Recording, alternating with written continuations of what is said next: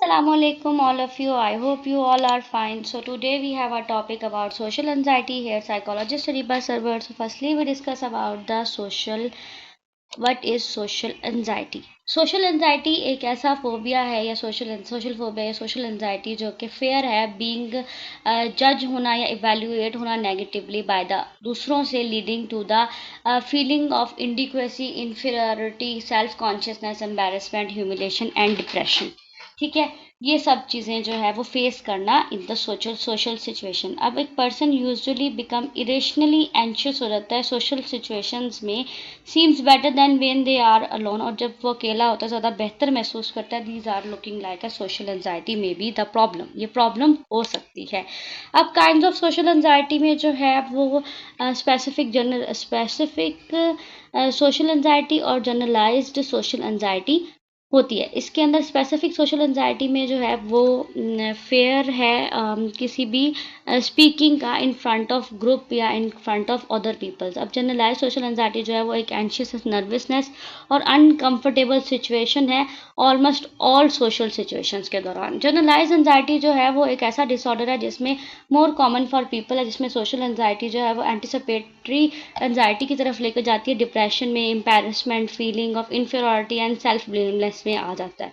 ठीक है, इसमें जो है वो life situations of general anxiety and social anxiety work के दौरान काफ़ी ज़्यादा जो है वो डिस्टर्ब होती है। नेक्स्ट है जी symptoms of the social anxiety. Shy इसके सिम्टम्स में जो है feeling of shyness, discomfort, situation ऐसी है जिसमें अननेसेसरी साइन शो नहीं होते, लेकिन पर्सन के इमोशंस और फिजियोलॉजिकल ऐसे साइकोलॉजिकल प्रॉब्लम्स ऐसे हो जाते हैं कि वो अपनी पर्सनालिटी ट्रेट्स को ना दूसरों के सामने एक्सपीरियंस नहीं कर पाता, दूसरों के सामने रिजर्व कर लेता है, बहुत ज़्यादा शो नहीं करवा पाता। उसके अंदर एक नर्वसनेस की जो है वो फीलिंग आ जाती है, उसके अंदर फेयर रहता है, एंजाइटी रहती है, वो अवॉइडेंस क्रिएट करता है अपनी डेली लाइफ रूटीन में किसी से इंटरफेरेंस करने को, किसी को इंटरफेस करने को, और अपने स्कूल लाइफ्स और अदर लाइफ्स एक्टिविटीज़ के ऊपर भी जो है वो टिपिकली प्रॉपर फोकस नहीं कर पाता। ये जो है वो यंग चिल्ड्रन में और अडल्ट्स में भी हो सकती है। नेक्स्ट जो है वो क्या इमोशनल और बिहेवियरल सिम्टम्स भी होते हैं जी। फेयर ऑफ सिचुएशंस ऐसी आती हैं कि जब कोई पर्सन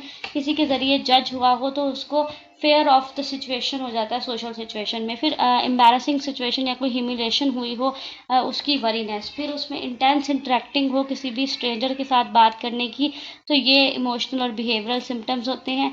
उसके अलावा जो है वो other noticed look like anxious में, फिजिकल सिम्टम्स में एम्बैरसमेंट के दौरान ब्लशिंग, स्वेटिंग, टम्बलिंग और शेकी वॉइस के सिम्टम्स नज़र आना। फिर ऐसी सिचुएशंस को अवॉइड करना जिसके अंदर वो सेंटर ऑफ अटेंशन है। उसके बाद इंड्योरिंग ऐसी सिचुएशन को इंड्योर करना जिसमें फेयर ऑफ एंजाइटी हो, और उसके बाद जो है वो अपनी परफॉर्मेंस दे देने के बाद, स्पेंडिंग टाइम अपनी सोशल सिचुएशन में परफॉर्मेंस क्रिएट कर देने के बाद भी इस फ्लॉज में रहना कि शायद मैंने ठीक नहीं किया, नेगेटिव थॉट्स का एक्सपीरियंस करना, ये चीज़ें जो है वो सोशल एंजाइटी के सिम्टम्स को शो करवाती हैं। उसके बाद जो है इसका कॉज क्या हो सकता है, इसके डिफरेंट कॉजेज़ हैं, जैसे कि एंजाइटी डिसऑर्डर में बायोलॉजिकल एनवायरमेंटल दोनों कॉजेज़ हो सकते हैं, जिसमें इनहेरिटेंट ट्रेट, ब्रेन स्ट्रक्चर का प्रॉब्लम या एनवायरमेंटल प्रॉब्लम भी हो सकती हैं।